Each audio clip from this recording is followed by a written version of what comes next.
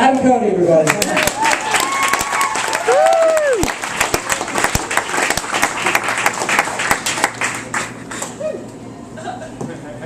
Does anybody mind if I move this crazy robot on?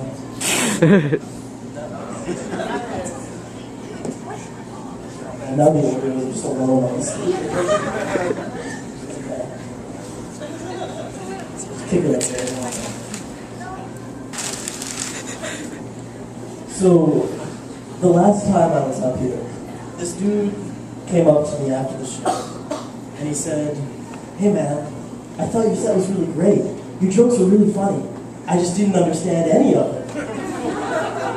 So, if at any point it sounds like I'm just shouting gibberish at you, don't worry about it. You're probably just having a great time. So I saw this movie the other day. It was called Human Centipede. Oh, so I guess you guys have heard of it. Well, I don't know how you feel about it, but I for one think that the centipede community was right in boycotting it. It is long past time that the American people give up their perverse obsession with human actors parading around as centipede stereotypes. As a human, I will not be implicit in this sort of centipede exploitation. And I implore you, too, to stand arm in arm in arm, in arm in arm, arm in arm.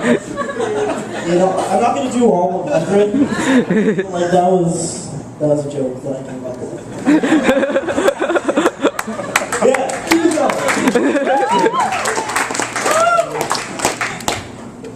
Man, after that climax, my punchline doesn't make sense. But what we need now is a million millipede mark. I'm sorry, I get really emotional about whatever the hell I was talking about. I've noticed that when my alarm clock wakes me up, the first thing I do is turn on the lights and turn on my computer. And at the end of the day, I don't turn these electrical devices off until I've already decided to go to bed. Which leads me to believe that I'm also just an electrical appliance. In the apartment hierarchy, I would guess that I'm barely above a toaster. Because I'm not a toaster. But if anyone wants to give me a slice of bread, I sure as heck wouldn't complain.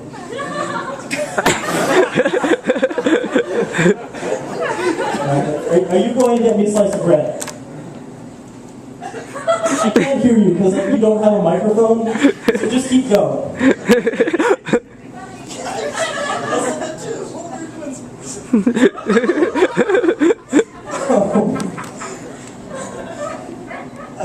Okay. Have you ever heard that you eat in your sleep? You eat 8 spiders a night? No, guys. Yeah, it's freaky, but don't worry about it. That's totally a myth. Yeah. Turns out of all of the spiders that enter your body while you're asleep, only like 2 or 3 ever actually go in your mouth. Go figure.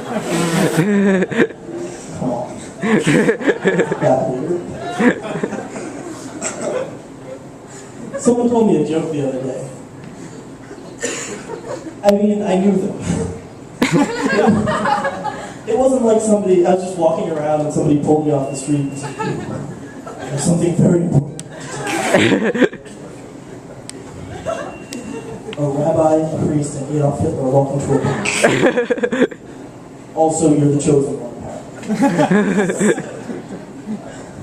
Okay, that definitely didn't happen. Also, if it did happen, I would still definitely tell you that it definitely did.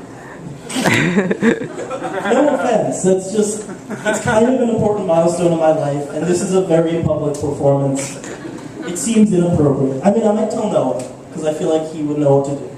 But other than that, okay, let me put it to you this way.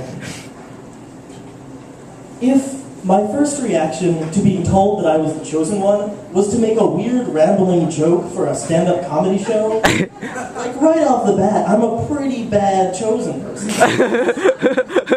Someone done chose pretty wrong. What was I talking about? Oh yeah, the person that told me the joke. The jokester, if you will. So, this jokester, the joke that they told me, he or she, I'm not going to divulge that.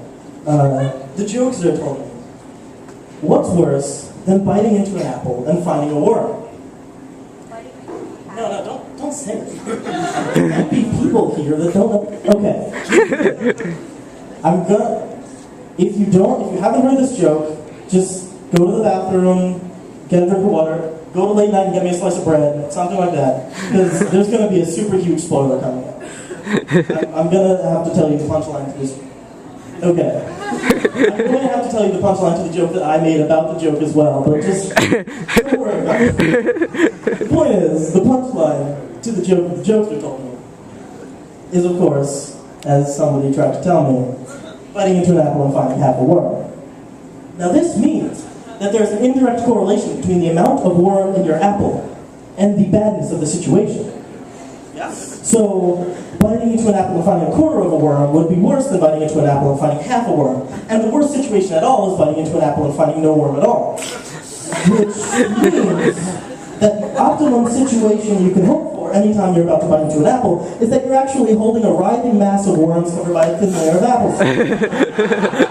Which I don't even think is an apple anymore. So, if that's the apple you're dealing with, you got some other things to figure out before lunch. Now we've had some fun here tonight. Come on, guys. This is a serious occasion. We've had some fun here tonight, but I'd like to leave with a public service announcement. If you're looking to get a pet, please visit the Humane Society or the ASPCA or even your local animal shelter, because trust me, it's way easier to make something love you if it has a history of abusive relationships.